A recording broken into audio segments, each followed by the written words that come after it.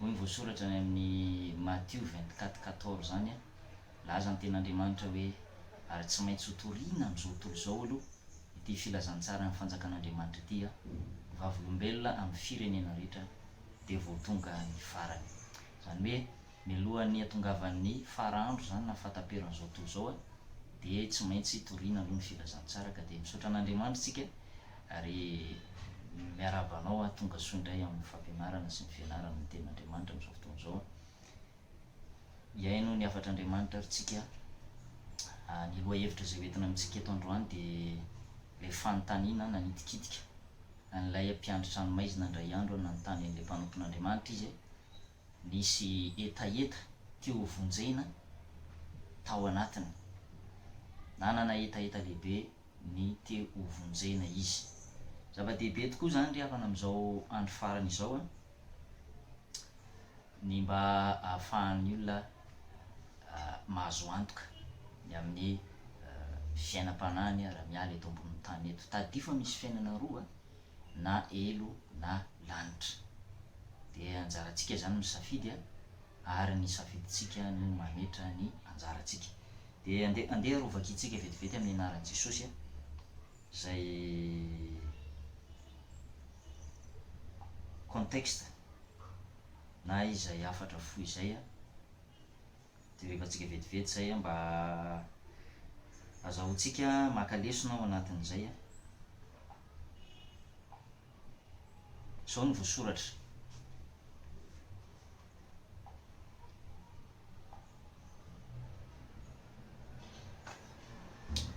Asan'ny apôstôly toko 2:1 andiny fa telopolo amin'ny anaran'i Jesosy.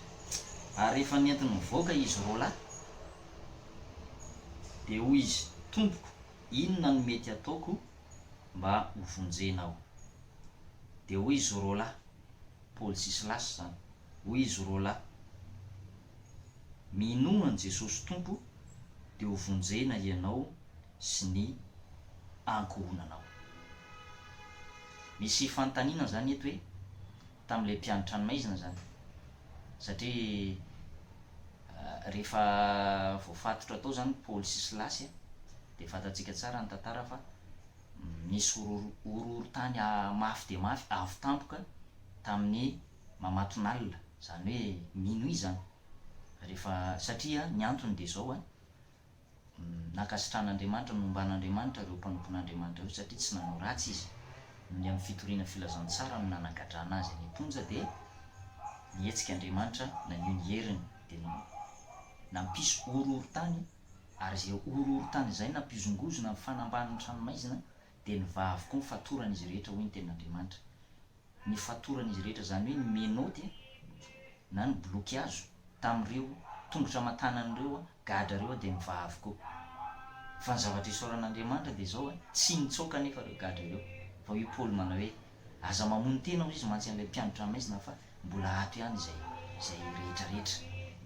De teo zany izy gaga be zany nahita an'izay a, manifestation na Saint Esprit na hoe ny zavatra surnaturel zay tonga tao amin'io a prison io a, de gaga be zany le mpiandry tranomaizina, le pénitentiaire zany gaga be izy hoe ahoana ry zany, inona ny antony nampivaha ny fatoran'ireto olona reto nefa tsisy lakile tsisy ninina, sady zay tsy mba izy roa lahy fa ny gadra rehetrarehetra tonga de ndray tapatapaka ny gadra teny amin'ny blokiazo teny amin'ny tongony sy ny tanany. De misy zavatra nanitikitika azy am'izay zany ka hoe misy zavatra hafa mihitsy ozy izy ao am'reto mpanompon'Andriamanitra reto a, mba te atsapany zany zavatra zany ao izy izy, mba tena tiako ny mba hiaina am'zany. De faraha moa izy a, toron'ny fanahy masina hevitra hoe zay ilainao de ny famonjena.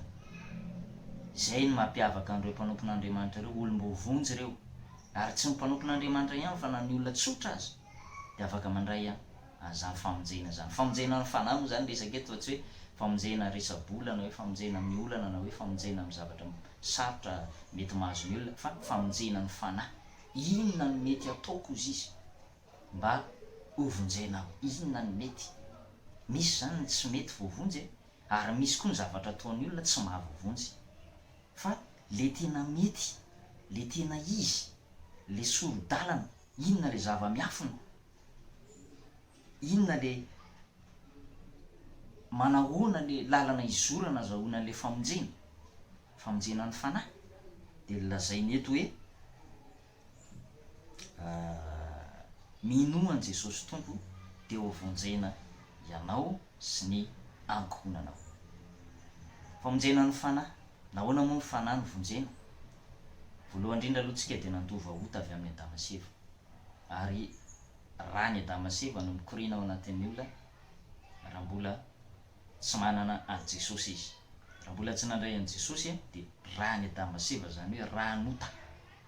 Da zay mahatonga ny soratra masina miteny manao hoe nanaisotra ny voalohany izy ka nampitoetra ny faharoa.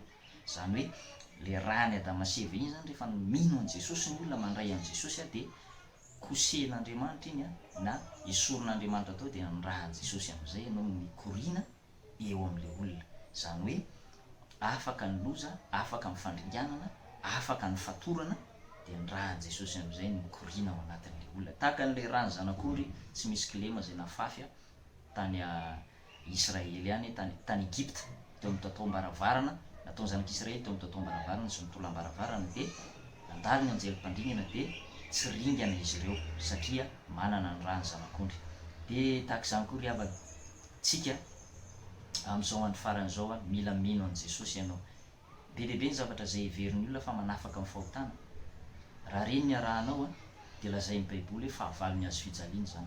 Reny rehetrarehetra reny zay milaza hoe aty amiko za mahay manala ny olona ho afaka amin'ny toaka, za mahay manala ny olona ho afaka amin'ny fijangajangana, zao ny atao raha te ho afaka amin'ny lainga, zao ny atao raha te ho afaka amin'ny fihinanam-paraky, zao ny atao raha te ho afaka amin'ny ditra.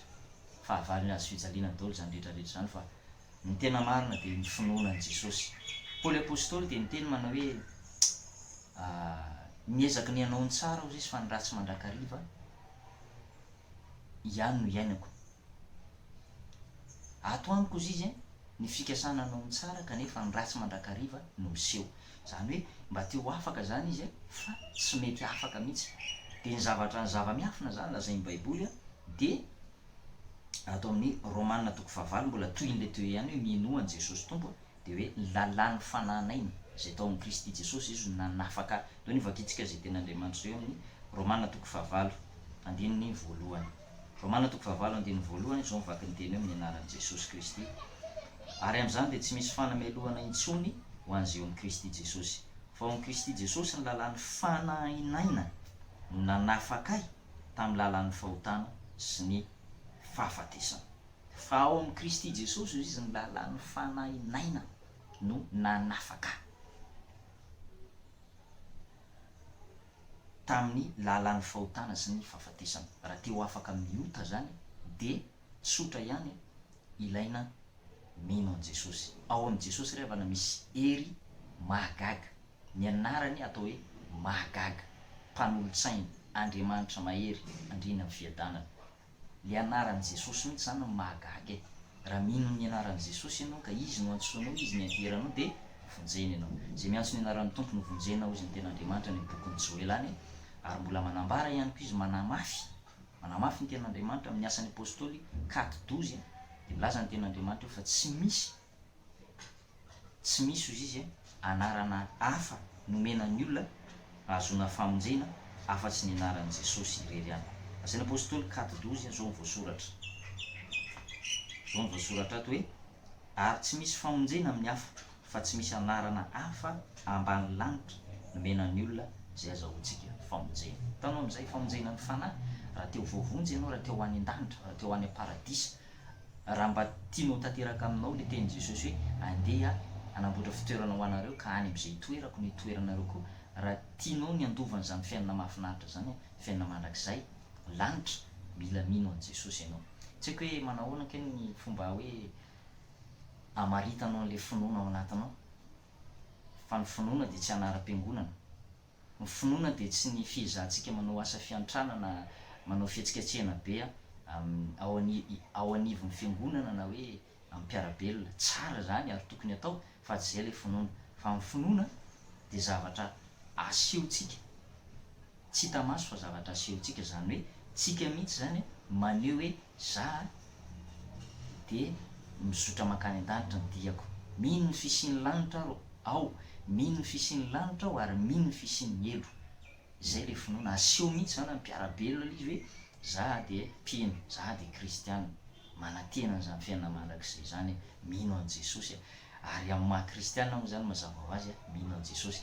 De rehefa mino an' Jesosy de aseho mihitsy izy hoe olona afaka, tsy hoe mino an' Jesosy nefa mbola voafatotra, tsy izy zay fa tsondalana finoana zay ary fanahy mamitaka zay ary fanahy feno fiatsaram-belantsika fa ny dikany hoe mino égale afaka, afaka égale voavonjy, mino égale afaka, afaka mira voavonjy, zay zany formule atsika. De anjaranao zany mandinika ny tenanao hoe manao anarany toerana misy mbola voafatipatotra ny fahotana be, so de mbola tsy tena nino marina an' Jesosy. Amin'ny baiboly de milaza ny Jaona 7:5-7 milaza hoe koa raha ny zanaka zay izy no hanafaka anareo de ho afaka tokoa ianareo. Zany hoe Jesosy zany rehefa manafaka antsika amin'ny fahotana, tsy hoe ny lainga ihany no afahany de mbola ao le fitenenany ratsy, na hoe ny fitenenany ratsy ihany ny afaka fa ny fitrotoka sy ny fijangajangana ary ny fiainany ratsy sy ny tsy fitiavana sy ny fiatsaram-belantsy, fifosana namana sy ny filanady aman'olona mbola ao, tsy zay fa afaka tokoa ianareo izy zany hoe miova tanteraka mihitsy fiainam-baovao, rivo-baovao mihitsy ny iainan'le olona. Zay mahatonga ny baiboly izay mivakitsika teo hoe fa ao amin'ny Kristy Jesosy izy de tsy misy fanameloana intsony zay ao amin'ny Kristy Jesosy, tsy misy fanameloana intsony, sambatra satria voavela heloka. Ka zay ary ny afatrafatra nomenantsika androany hoe ahoana zany no tokony atao mba ho voavonjy. Voalohany aloha aza aoka tsy ino amin'ny saina fotsiny, misy ny mino amin'ny saina fotsiny de afaka 2 andro 3 andro tapa-bolana herintaona de verina indray amin'ny fahotana satria ny saina, misy mantsy miteny hoe saina ihany mitondra an'iny, tsy zay le izy ka, tsy zay le izy fa ny tena finoana marina de ny amin'ny Romanina 7:7 hoe satria raha manaiky an' Jesosy amin'ny vavanao ianao ary mino amin'ny fonao fa Andriamanitra efa nanangana azy tamin'ny maty de ho vonjena ianao. Fa amin'ny vava no anekena azona famonjena, amin'ny fo no inona azahoana fahamarinana. Amin'ny vava no anekena, manaiky an' Jesosy amin'ny vava hoe Jesosy ao tomboko ianao, mpanjakako ianao, anaraka ny teninao, ankatoy ny tenin'Andriamanitra ao, iaina amin'ny tenin'Andriamanitra ao. Fa tsy lôzika ary mampimebe zany hoe olona milaza ny tenin'ny kristianina zany nefa tsy miaina ao anatin'ilay tenin'Andriamanitra. Miondriko miaino ny feoko Jesosy ary zao mahalala azy. Raha manaiky sy mankatoy ianareo de inana ny vokatsoa amin'ny tany. Zany hoe le finoana tena izy zany de manaiky amin'ny vava, mino amin'ny fo, zay le izy. Hoe zavatra tenentsika io zany de tokony iainana, zay le tena kristianina. Kristianina tena manao pratika an'le tenin'Andriamanitra mihitsy fa tsy mpandray théorie fotsiny. Zay fa mbola lesona lavabe koa zay fa ajanontsika hatreo raha teo voavonjy ianao ekeo amin'ny vavanao fotsiny Jesosy de aoka tena ino azy marina amin'ny fonao ianao ny amaranao ka azy de tantara kely anankiray. Misy lehilahy anankiray nanatona mpanompon'Andriamanitra de rehefa nanatona mpanompon'Andriamanitra izy de nanontany ny mpanompon'Andriamanitra hoe za mba teo voavonjy izy fa inona ny tokony ataoko. De izy le mpanompon'Andriamanitra hitanao misy dabilio izy ery arina de ndany ambarao amin'ny Jesosy eo avokoa ny fahotanao lasa rehetra, ambarao amin'ny Jesosy avokoa ny fahotanao lasa rehetra, aza misy afenina reveo mandraisa fanapahan-kevitra. Zay manko le tena zava-dehibe ry havana, mandraisa fanapahan-kevitra. Ny olona tsy mandray fanapahan-kevitra de tsy mety voavonjy ary lazain'ny baiboly hoe mitaredretra, mitaredretra ary rehefa mitaredretra ianao de sarotra ny amonjen'Andriamanitra anao, sarotra. Zay zany no zavatra tokony atao mandraisa fanapahan-kevitra ary rehefa avy eo moa izy rehefa avy mivavaka nole fanapahan-kevitra de nahazo ny famonjena. De zay zany ny afatrafatra menantsika tamin'ity an'ity de anjarantsika zany mandray an'izay lesona zay mba ahafahantsika mandray amin'ny famonjena. Mampanompon'Andriamanitra moa de tsy tafandrimandry fa de te hizara aminao foana ilay afatry ny famonjena satria zava-dehibe loatra zany. Dia antsika mbola izara ten'andriamanitra hafa eto amin'ny toerana ity satria tsy lany mamina ny ten'andriamanitra tsy lany pistina kotsika afaka mizara foana manao lalana be dia be mantsy ny olona mivavaka nefa tsy mahafantatra ny tokony ataony dia izay no mahatonga antsika hoe fanao lalana eny foana mba atokavany any amin'ilay fiainana marak'izay dia zay fa tain'andriamanitra sao tsy ho leo raha sendry irery aho dia eo ianao dia hitaraina kora sendra lavo ao zao mila aminao ray ka nandrapeo dia antso anao ndray zao tsy ho leo raha sendry irery aho dia eo ianao dia hitaraina kora sendra lavo ao fa tsy janonao ny antso